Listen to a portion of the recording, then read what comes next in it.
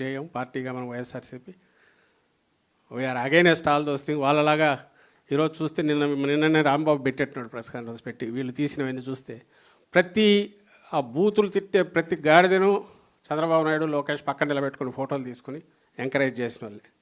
బాగా చేస్తున్నావు బేష్ అన్నాడు.